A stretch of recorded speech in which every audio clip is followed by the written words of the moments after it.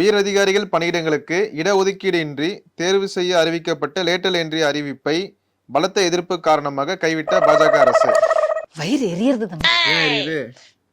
இந்த அறிவிப்புல இருந்து மோடிஜி வந்து பின் வாங்கிட்டாரு, அதனாலதான் எனக்கு வயிறு எரியுது. இவர் மட்டும் பின் வாங்காம இருந்திருந்தாருன்னு வச்சுக்கோ. ஏன் எங்க அத்தையும் பேர் 45 பேர் இந்த வேலைக்கு போயிருப்பா. 45 அத்தையும் பேரா? ஆமா. இதெல்லாம் சாதாரண வேலையா சொல்லு? மிகப்பெரிய பொறுப்பு. ஒவ்வொரு மக்களினுடைய தலையெழுத்தையுமே தீர்மானிக்க வேண்டிய பொறுப்பு. அதுல போய் எங்க அத்திம்பேர் உட்காருவார் அப்படின்னு நான் ரொம்ப சந்தோஷப்பட்டேன்.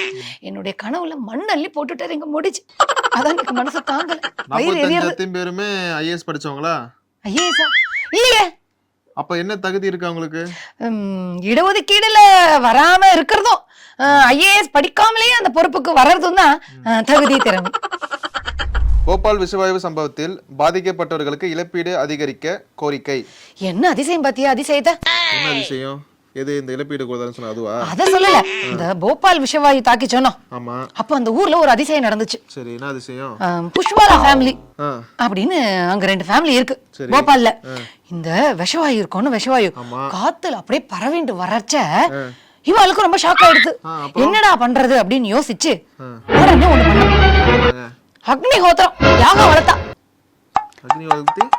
அது அந்த யாகம் வளர்த்ததுனால என்னாச்சு அப்படின்னா, இந்த காத்துல வந்த விஷ வாயு இருக்கணும், அந்த யாகம் அந்த விஷ வாயு அப்படியே தடுத்துருது.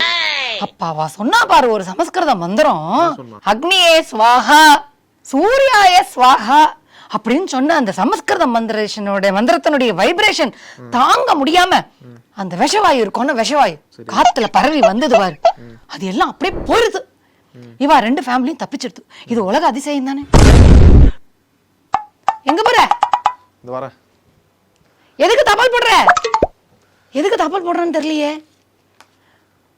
என்ன புகையா வர்றது?